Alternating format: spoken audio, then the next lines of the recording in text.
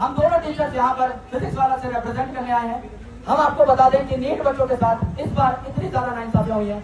हर बार paper leak होता है, लेकिन इस बार वो लीक बस पकड़ा गया, हम सब जानते हैं। ये बात किसी से छुपी नहीं है। 22 लाख एस्पायरेंट्स को दोबारा से पेपर देना पड़ा। ऐसे कई सारे पेपर्स हैं जिसमें लीक का मुद्दा हमेशा सामने आता रहता है, और इस चीज का भुगतान सिर्फ और सिर्फ इस देश के बच्चे को करना पड़ता है, सिर्फ और सिर्फ युवा को झेलना पड़ता है। उसके साल बर्बाद होते हैं। एक ऐसा बच्चा जो कमरे में 10, 12, 15 घंटे एक अंधेरी कोठरी में बैठ के पढ़ता है, क्या उसे उज्जवल भविष्य की कामना नहीं करनी चाहिए? बिल्कुल करनी चाहिए, ये उसका हक है। लेकिन क्या वो कर पा रहा है? The answer is no. कोई भी अकाउंटेबिलिटी नहीं ली जाती है। जब भी सवाल पूछे जाते हैं जवाब नहीं आते हैं, और जब जवाब आते हैं तो जवाब आने में इतनी देरी हो जाती है कि तब तक बच्चा हताश हो चुका होता है। यहाँ पर पीछे कुछ तस्वीरें लगी हुई हैं, और वो तस्वीरें ऐसे बच्चों की हैं जिन्होंने अपनी जान तक गंवा दी। ऐसे 21 छात्र हैं जिन्होंने नीट पेपर लीक के चलते अपनी जान दे दी, सुसाइड अटेम्प्ट कर लिया।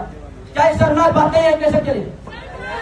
क्या हम सबको एक युवा होने के नाते इस बात पे गर्व होना चाहिए कि पीछे ऐसी तस्वीरें हमने देखें?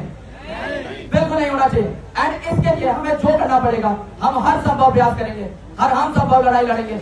जहां पर जाया जाएगा वहां पे जाएंगे, अपनी आवाज बुलंद रखेंगे। लेकिन इसके लिए सबसे ज्यादा जरूरी है हमारा मजबूत होना और हमारा एक होना। क्या हम सब एक रहेंगे? क्या हम सब अपनी आवाज बुलंद रखेंगे? क्या हम लोग 20 तारीख को यहाँ से 7 मार्च करेंगे? क्या सब में हिम्मत है? क्या कोई करेगा? हम बिल्कुल नहीं करेंगे। We are the voice, we are the youth and we are here for the change. हमारी किसी से लड़ाई नहीं है, हम सिर्फ अपना हक मांग रहे हैं। रोटी, कपड़ा, मकान के अलावा शिक्षा इज बेसिक नेसेसिटी। अगर हम एक ऐसे देश में हैं जिसको हम डेवलपिंग नेशन बोल रहे हैं, हमें इसे डेवलपिंग नेशन बोल रहे हैं। Being a scientist, I work as a scientist। मैं यहाँ पर एक और रिसर्चर है जिनका दुख समझ सकता हूँ। सोनम सर हमारे यहाँ पर बैठे हैं, 19 दिन हो चुके हैं, कोई जवाबदेही नहीं, जू तक नहीं देख रहे लोगों के कानों पर। क्या ये कोई बहुत अच्छी बात है? अगर देश का वैज्ञानिक आकर यहाँ पर आमरण अनशन कर रहे थे, कोई बहुत अच्छी बात है। क्या हमने कोई कीर्तिमान साबित कर दिया?